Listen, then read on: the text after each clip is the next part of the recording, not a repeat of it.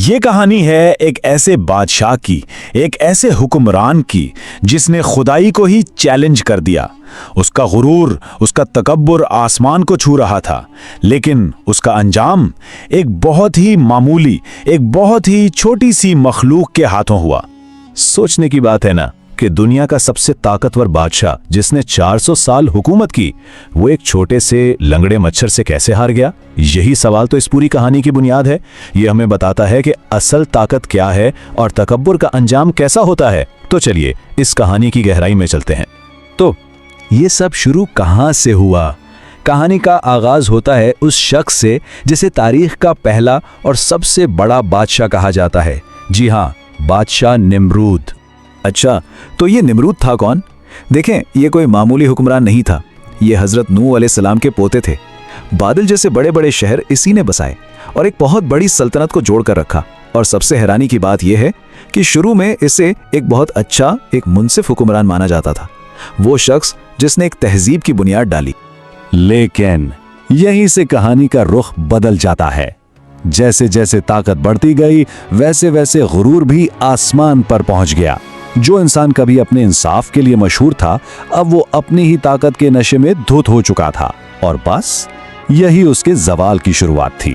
نمرود کا غرور اسے ایک ایسی حد تک لے گیا جہاں آج تک کوئی بادشاہ نہیں پہنچا تھا۔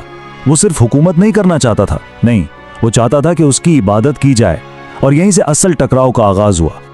اور اس نے کہا، کیا میں خدا ہوں؟ میں ہی زندگی دیتا ہوں اور میں ہی موت دیتا ہوں۔ یہ صرف الفاظ نہیں تھے، یہ تکبر کی انتہا تھی۔ نمرود نے کھلے عام اعلان کر دیا کہ وہی خدا ہے، اور اپنی عوام سے کہا کہ وہ اسے ہی اپنا خالق مانے اور اس کی پوجا کریں۔ تو اب صورتحال یہ تھی کہ دو الگ الگ سوچ ٹکرا رہی تھیں۔ ایک طرف نمرود کے لوگ تھے جو بتوں، ستاروں، سیاروں، ہر چیز کی پوجا کر رہے تھے، اور دوسری طرف ایک نوجوان حضرت ابراہیم علیہ السلام جو صرف ایک سچے خدا کی عبادت کا پیغام دے رہے تھے۔ نمرود کو اپنی حکومت خطرے میں نظر آنے لگی۔ ایک رات اس نے ایک خواب دیکھا جس کی تعبیر یہ تھی کہ ایک لڑکا اس کی سلطنت اور مذہب کو ختم کر دے گا۔ بس اس نے حکم دے دیا کہ پیدا ہونے والے تمام لڑکوں کو قتل کر دیا جائے۔ لیکن قدرت کو کچھ اور ہی منظور تھا۔ حضرت ابراہیم علیہ السلام خفیہ طور پر پیدا ہوئے اور معجزانہ طور پر بچا لیے گئے، کیونکہ انہیں ہی تو اس ظالم کا مقابلہ کرنا تھا۔ اب کہانی ایک بہت ہی اہم موڑ پر آ جاتی ہے۔ یہ وہ وقت تھا جب حضرت ابراہیم علیہ السلام کی دلیل کا سامنا نمرود کی طاقت سے ہوا۔ یہ صرف دو لوگوں کی لڑائی نہیں تھی، یہ ایمان اور کفر کی جنگ تھی۔ ہوا یہ کہ ایک دفعہ جب سارے شہر والے اپنے میلے کے لیے شہر سے باہر گئے تو حضرت ابراہیم علیہ السلام نے ایک منصوبہ بنایا۔ وہ ان کے مندر میں گئے اور سیدھا ان بتوں سے مخاطب ہوئے، تمہیں کیا ہو گیا ہے؟ تم بولتے کیوں نہیں؟ وہ سب کے سامنے ان کی حقیقت کھولنا چاہتے تھے۔ پھر انہوں نے ایک کلہاڑی اٹھائی اور سب چھوٹے بتوں کو توڑ ڈالا سوائے سب سے بڑے بت کے، اور کلہاڑی اس بڑے بت کے کندھے پر رکھ دی۔ یہ ایک ایسا منصوبہ تھا کہ جب لوگ واپس آئیں تو خود اپنے منہ سے اپنی غلطی کا اقرار کریں۔ جب لوگ واپس آئے اور یہ سب دیکھا تو غصے سے آگ بگولا ہو گئے۔ وہ سیدھا حضرت ابراہیم علیہ السلام کے پاس پہنچے، لیکن انہیں یہ اندازہ نہیں تھا کہ وہ ایک ایسے جال میں پھنس رہے ہیں جہاں سے نکلنا ناممکن ہے۔ انہوں نے غصے میں خود ہی کہہ دیا، لیکن بت تو بول ہی نہیں سکتے۔ بس یہی وہ لمحہ تھا۔ حضرت ابراہیم علیہ السلام نے فوراً جواب دیا، اگر یہ خود اپنی حفاظت نہیں کر سکتے تو یہ تمہاری حفاظت کیسے کریں گے؟ اس ایک سوال نے ان کے پورے عقیدے کی عمارت گرا دی۔ ان کے پاس کوئی جواب نہیں تھا۔ جب دلیل سے ہار گئے تو نمرود نے طاقت کا استعمال کیا۔ ذلت محسوس ہوئی تو اس نے اپنی طاقت دکھانے کا فیصلہ کیا۔ اس نے ایک ایسی سزا کا حکم دیا جو تاریخ نے پہلے کبھی نہیں دیکھی تھی۔ ایک بہت بڑی آگ، اتنی بڑی کہ اس کے شعلے آسمان تک جا رہے تھے، اور جب انہیں اس آگ میں پھینکا جا رہا تھا، ذرا تصور کریں اس لمحے کا۔ حضرت ابراہیم علیہ السلام نے بس اتنا کہا، حسبنا اللہ ونعم الوکیل، یعنی اللہ ہمارے لیے کافی ہے اور وہ بہترین کارساز ہیں۔ ان کا ایمان ذرا بھی نہیں ڈگمگایا۔ اور پھر وہ ہوا جس کا کوئی تصور بھی نہیں کر سکتا تھا۔ ایک معجزہ، اللہ کا حکم آیا، اے آگ ابراہیم کے لیے ٹھنڈی اور سلامتی والی ہو جا، اور وہ دہکتی ہوئی آگ ایک پرسکون باغ میں بدل گئی۔ حضرت ابراہیم اس آگ سے صحیح سلامت باہر آ گئے، اور نمرود اور اس کے لوگ بس دیکھتے کہ دیکھتے رہ گئے۔ اب کوئی بھی سوچے گا کہ اتنے بڑے معجزے کے بعد تو نمرود سبق سیکھ گیا ہوگا، لیکن نہیں، اس کے غرور کی کوئی انتہا نہیں تھی۔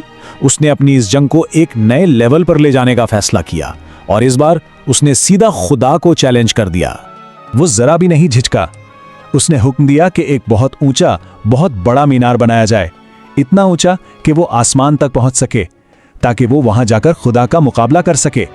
اور جب وہ مینار کی چوٹی پر پہنچا تو اس نے چلا کر کہا، میں تمہارے خدا کو مار ڈالوں گا۔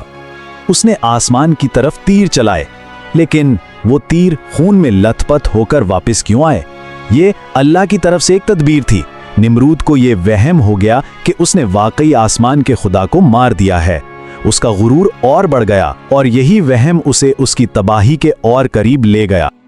اور اب ہم اس کہانی کے آخری حصے میں داخل ہوتے ہیں، وہ حصہ جہاں دنیا کا سب سے طاقتور انسان کائنات کی ایک سب سے کمزور مخلوق سے ٹکراتا ہے۔ 400 سال، ذرا سوچیں اس عرصے کے بارے میں۔ پورے 400 سال تک نمرود نے بلا شرکت غیر حکومت کی۔ اس کی سلطنت، اس کی طاقت، اس کا اختیار، ہر چیز بے مثال تھی۔ اور اس سب کا خاتمہ کس نے کیا؟ صرف ایک لنگڑے مچھر نے۔ یہی تو اس کہانی کی سب سے بڑی عبرت ہے۔ نمرود کی ساری فوجیں، ساری دولت، ساری طاقت اس ایک ننھی سی مخلوق کے سامنے بیکار ہو گئی۔ اور اس کا انجام بھی کوئی آسان نہیں تھا۔ اللہ نے مچھروں کا ایک لشکر بھیجا جس نے اس کی پوری فوج کا گوشت نوچ کھایا۔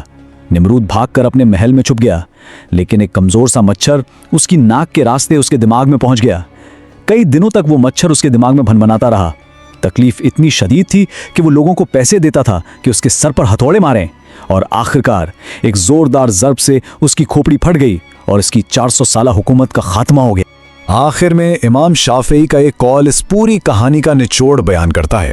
وہ فرماتے ہیں کہ اللہ نے مچھر کیوں بنائے؟ تاکہ لوگوں کو یاد رہے کہ نمرود جیسا مغرور اور متکبر شخص بھی ایک چھوٹی سی مخلوق سے ہار گیا تھا۔